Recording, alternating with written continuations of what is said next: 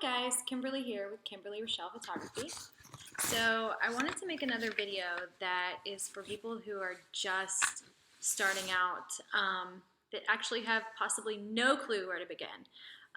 Let's say you bought your camera, you have an amazing art, and people are telling you you should do this full time and charge people for it. And you try to do your research and it's really difficult to find products that you may possibly need. What tools you need. I'm still learning and I still have a long way to go, but it at least gives you an idea for where you need to begin and what kind of things you could possibly need.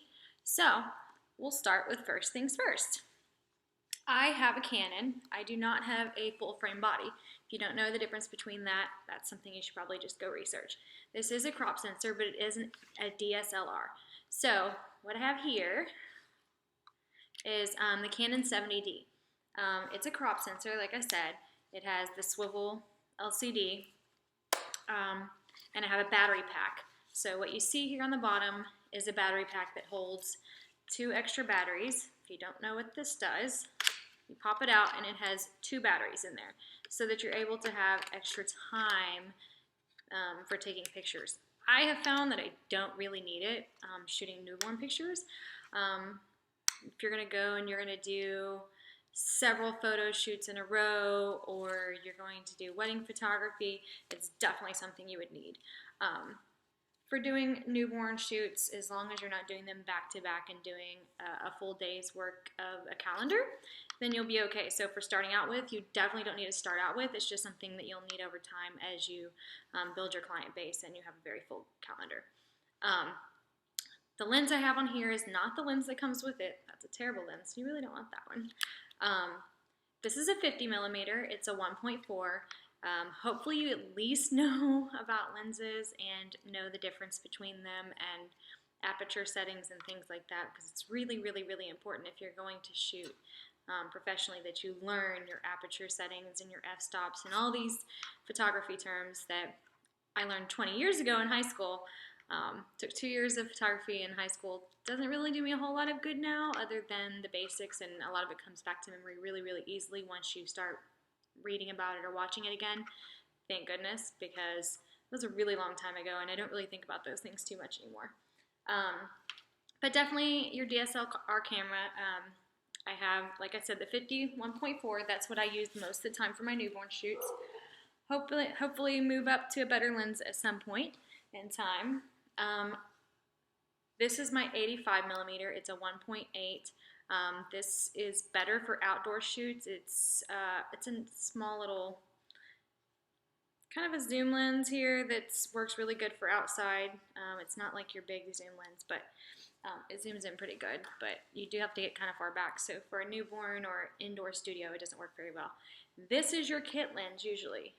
If you've ordered online or purchased them somewhere that included a lens, unless you somehow upgrade to a good lens or you purchased only the body, this is what it normally comes with, which is an 1855.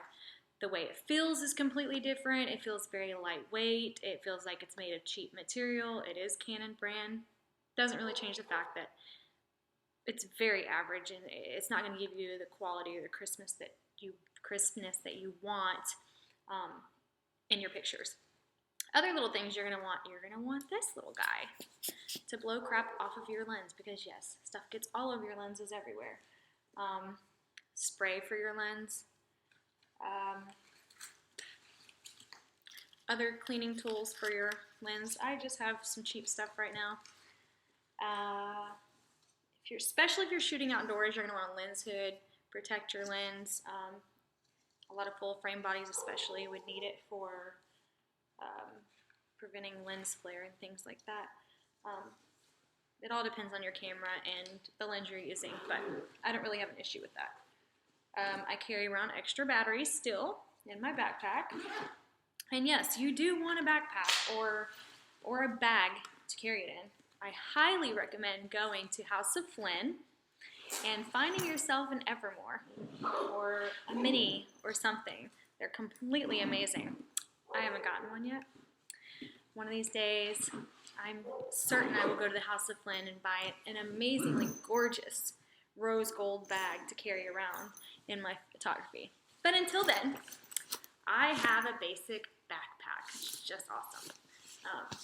It's very well padded. You don't want anything too cheap because you really want something that's made for cameras, that's made to protect your camera gear. And most backpacks just don't have those kind of things. They're not well protected and secure. I don't personally think this one is good enough. I don't think it's secure enough for what I've got, but I'm not trudging around and hiking around either. So hopefully it'll do the job for now.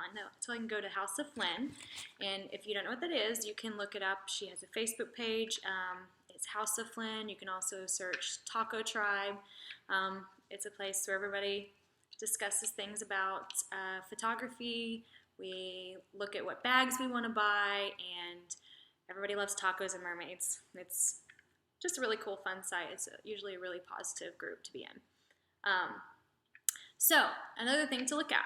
So now you have to consider all the different things you need. If you've watched my other videos, you already know my basic setup here. So you know that I have a newborn poser, which I actually had my boyfriend make for a little under $20. Easier than you can possibly imagine. Purchased some pipe, purchased the little end pieces and corner pieces, and then he just had a pair of, I don't know what they're called, plumbing pipe cutters? I don't know. I'm not really familiar with that kind of stuff. So anyways, it took him all of 5 minutes, I think, to cut all the pieces after measuring them. Apparently these cutters cut them really fast. You just clamp down and it cuts it right in half. I have a posing pod.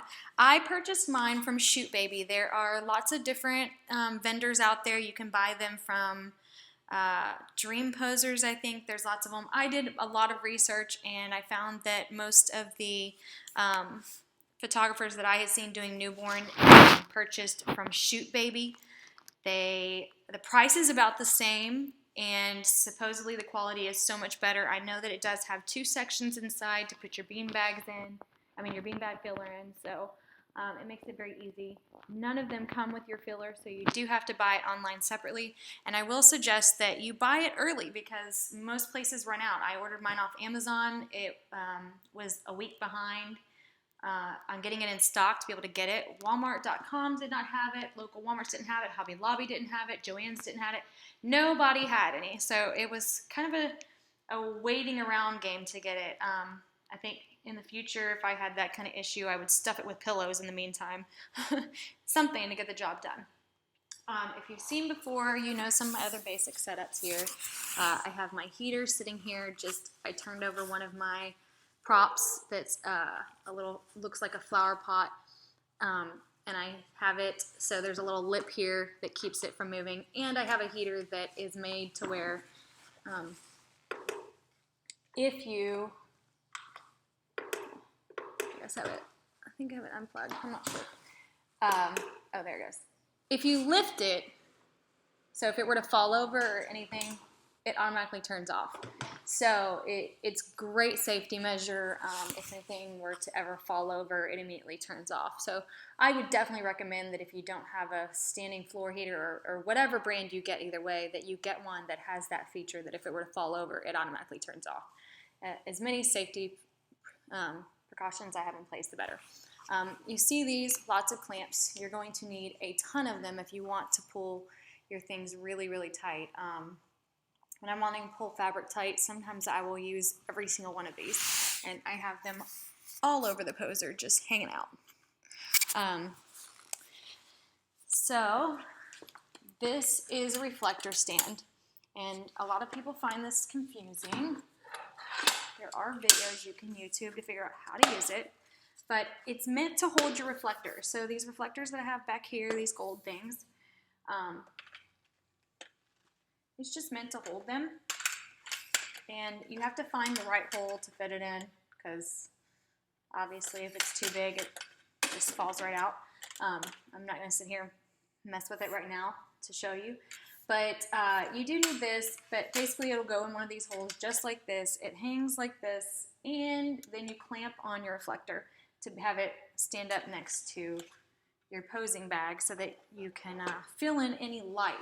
And the purpose of that is if you've got baby sitting over here and you have your strobe over there and it's shooting, well, this side's going to have shadows over the baby's head. So the reflector sits here and fills in the light on the other side of baby's head so you don't have shadows. You don't want harsh shadows. You want some shadows because you don't want a flat image, but you don't want big, huge shadows behind the baby's head. It's trial and error. I have a few pictures with it in there that I'm just not willing to throw away because they were some of the only shots I could get of baby happy and quiet, but I just adjust them post camera in my settings and try to figure it out. So if you've seen my other video, you know some of my other things I have here. What I'm using is an Alien Bee. It's the B400. This is a strobe light, and it's really simple. I have the Apollo Mega. This is a big, huge softbox is what it is. So it's the Mega Apollo by Westcott, and it's a giant softbox. Your Alien Bee goes inside here, and then once it pops out, it's just pretty much like an umbrella. But this little rod will go through the hole of the Alien Bee, and then you can screw this down a little bit, tighten it, keep it in place. This cord goes to the transmitters and receivers. So that just covers up, and then it diffuses it with this white cover, which just gives the pictures a little more of a soft look so that you don't have harsh light. Right now I've got the modeling lamp on, so that's what you're seeing. You can turn that on. It does have more of a yellow color. You don't really want to use continuous lighting as your only light because it's just not going to work the way you want it to. If you were to turn that off and do the strobe, well, that's what a strobe light does. So, pretty simple. It's really, really easy. As you see, I'm down at 1/8 power, which is really important. When you get this thing, you're going to think, oh, it needs to be way up here. Really, you're going to run it between 1/16 and 1/8 of a power, especially for newborns. You really don't need that much. I do have a regular backdrop stand that I did buy off of Amazon back here. It was one of the cheapest ones I could find that was also seemed to be a good quality. So far, rarely using that, but it works out okay. Now, I have the Canon 70D, like I already mentioned, and I needed a way to have the strobe work as my flash for my camera. Because obviously, if you're taking these pictures, well, the strobe has to have a way to know when to flash. So, you must buy transmitters and receivers. There are lots of brands out there. Alien Bees actually is made by a company called Policy Bluff, and they do sell their own.